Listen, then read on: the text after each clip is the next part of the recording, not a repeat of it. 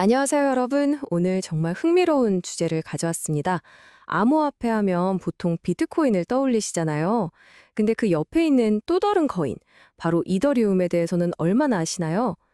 많은 분들이 그냥 비트코인 비슷한 거라고 생각하시는데 오늘 제가 그 오해를 완전히 풀어드리겠습니다.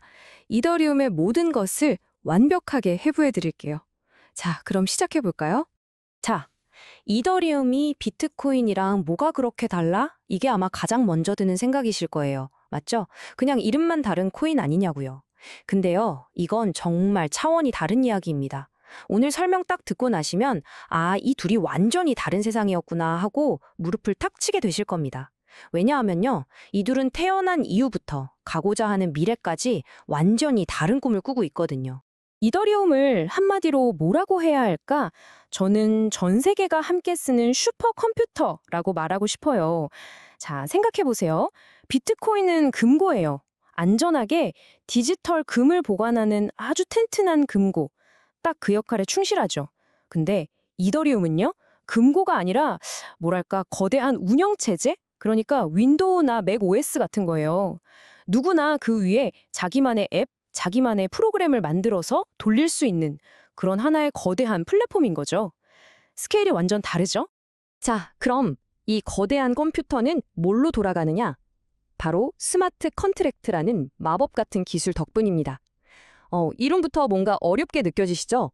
근데 전혀 아니에요. 진짜 쉽게 말하면 이건 그냥 자동으로 지켜지는 약속이에요. 예를 들어서 만약 A라는 조건이 충족되면 B라는 행동을 해라 하고 컴퓨터 코드로 미리 약속을 입력해 두는 거죠. 그러면 나중에 그 조건이 딱 맞아떨어지는 순간 뭐 사람이 확인하고 은행이 승인하고 이런 거 전혀 없이 그냥 약속이 기계처럼 정확하게 자동으로 실행되는 겁니다. 정말 신기하죠? 자, 백문이 불여일견이죠. 이 자동으로 지켜지는 약속이라는 게 도대체 어떻게 돌아가는 건지 아주 쉬운 예시를 하나 들어볼게요. 여기 게임 좀 한다는 친구 두 명이 있다고 한번 상상해 보세요. 자, 이 친구들이 게임 한 판에 10만 원 내기를 합니다. 이걸 그냥 말로만 하는 게 아니라 스마트 컨트랙트에 딱 기록하는 거예요. A가 이기면 A에게 10만 원을, B가 이기면 B에게 10만 원을 준다, 이렇게요. 그리고 내기에 건 돈, 20만 원은 이 스마트 컨트랙트 안에 묶어두는 겁니다. 아무도 못 빼가게요. 자, 이제 게임이 끝났어요. 결과가 나왔죠? 그 결과가 스마트 컨트랙트에 딱 입력되는 순간 어떻게 될까요? 진짜 1초의 망설임도 없이 프로그램이 승자를 확인하고 바로 돈을 보내줍니다. 와, 이러면 이제 뭐, 야, 너 내기 졌는데 왜 돈 안 줘? 이런 신랑이 할 필요가 아예 없어지는 거죠? 정말 깔끔하죠? 근데 여러분, 이 간단한 내기는 정말 빙산의 일각에 불과해요. 이 스마트 컨트랙트라는 기술을 가지고 지금 이 순간에도 정말 상상도 못할 서비스들이 이더리움 위에서 쑥쑥 자라나고 있습니다. 예를 들면 은행 없이 개인들끼리 돈을 빌려주고 이자를 받는 디파이라는 게 있고요. 또 세상에 딱 하나뿐인 내 디지털 그림, 내 게임 아이템이라는 걸 증명해주는 NFT도 있죠. 그리고 가치가 달러처럼 거의 고정된 디지털 돈, 스테이블 코인도 있어요. 이 모든 게 사실은 이더리움이라는 거대한 컴퓨터 위에서 돌아가는 각각의 앱이라고 생각하시면 이해가 쉬울 겁니다. 자, 그럼 이더리움이 얼마나 대단하냐? 숫자를 보면 바로 감이 옵니다. 2026년 3월 11일 기준으로 이 은혜 없는 금융이라고 불리는 디파이 시장 있죠? 이 시장 전체에서 이더리움이 차지하는 비중이 무려 50.4%입니다. 절반이 넘어요. 물론 이더리움 킬러라고 불리는 수많은 경쟁자들이 등장했지만 여전히 이더리움이 압도적인 1등이라는 거죠. 이건 그냥 점유율이 높다는 걸 넘어서 미래 금융의 판이 바로 이더리움 위에서 짜여지고 있다는 뜻이기도 합니다. 이걸 돈으로 따져보면요, 입이 떡 벌어집니다. 자그마치 555억 달러. 우리나라 돈으로 환산하면 대략 72조 원 정도 되거든요. 이 어마어마한 돈이 지금 이더리움 디파이 서비스 안에 묶여 있다는 거예요. 여기서 묶여 있다는 건 그냥 금골이 있다는 뜻이 아니라 이 돈들이 시스템 안에서 활발하게 대출되고 투자되고 또 교환되고 있다는 뜻입니다. 와, 이미 하나의 거대한 금융 제국이 만들어진 거죠. 스테이블 코인 시장도 한번 볼까요? 여기도 상황은 비슷합니다. 전체 스테이블 코인 시장의 거의 51%, 그러니까 절반 이상이 이더리움 위에서 돌아가고 있어요. 우리가 쓰는 디지털 달러의 절반이 이더리움이라는 길을 달리고 있는 셈이죠. 이 정도면 이더리움이 멈추면 암호화폐 경제 전체가 휘청거린다고 해도 과언이 아니겠죠. 정말 강력한 증거입니다. 자, 그럼 이제 처음으로 돌아가서 비트코인과 이더리움이 어떻게 다른지 확실하게 선을 그어보죠. 제가 생각하는 가장 핵심적인 비유는 이겁니다. 비트코인이 디지털 금이라면 이더리움은 글로벌 앱스토어다. 조금 더 자세히 들여다볼까요? 비트코인의 목적은 딱 하나, 가치의 안전한 저장과 이동입니다. 그야말로 디지털 금고조. 아주 단순하고 그래서 더 강력합니다. 반면에 이더리움은요? 이건 그 자체가 목적이 아니라 다른 것들을 올릴 수 있는 판이에요.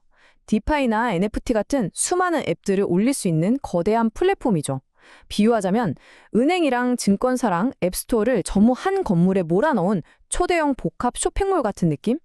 할 수 있는 일의 범위 자체가 비교가 안 되는 겁니다. 자, 근데 이렇게 어마어마한 돈과 정보가 오가는데 당연히 이런 질문이 나오겠죠. 그래서 그거 안전하긴 한 거야? 정말 중요한 질문입니다. 그리고 이 질문에 제대로 답하려면 딱 두 가지를 나눠서 생각해야 해요. 이더리움이라는 플랫폼 자체는 안전한가? 그리고 내가 이더리움을 쓸 때 안전한가? 이 둘은 완전히 다른 문제입니다. 이게 핵심 포인트예요. 솔직히 말씀드려서 암호화폐 시장에서 해킹 사고 계속 일어납니다. 2025년 한 해에만 거의 34억 달러가 털렸으니까요. 엄청난 금액이죠. 그런데 여기서 우리가 주목해야 할 게 있어요. 2026년에 들어서면서 피해액이 눈에 띄게 줄고 있다는 점. 그리고 더 중요한 건요. 이런 해킹 사고의 대부분이 이더리움 네트워크 자체가 뚫려서 발생한 게 아니라는 사실입니다. 이더리움 네트워크 자체는 전 세계 수많은 컴퓨터들이 지키고 있어서 사실상 뚫는 게 불가능에 가까워요. 진짜 위험은 어디서 오냐면 바로 우리 사용자 쪽에서 옵니다. 공짜로 코인 준다는 이상한 링크 눌러보는 피싱 사기, 내 개인 비밀번호, 즉 개인키를 허술하게 관리하다가 잃어버리는 경우, 아니면 이더리움 위에서 돌아가는 특정 앱에 버그가 있는 경우, 이런 것들이 문제죠. 비유하자면 은행 금고는 튼튼한데 내가 금고 비밀번호를 아무데나 적어두고 다니는 것과 똑같은 거예요. 하지만 이더리움도 완벽하진 않습니다. 써보신 분들은 아시겠지만 사람이 몰리면 속도가 느려지고 수수료가 비싸지는 고질적인 문제가 있죠. 이더리움은 이 문제점을 너무나 잘 알고 있고 이걸 해결하기 위해 지금도 끊임없이 진화하고 있습니다. 더 빠르고 더 저렴한 이더리움을 위해서요. 그 노력이 바로 2026년에 예정된 대규모 업그레이드들에서 나타납니다. 상반기에 있을 글램스테르담 업그레이드는요, 쉽게 말해 도로를 넓히는 공사예요. 거래를 더 빨리 한꺼번에 처리해서 속도를 높이고 수수료를 낮추는 거죠. 그리고 하반기에 있을 해고타 업그레이드는 네트워크를 지키는 문턱을 낮추는 겁니다.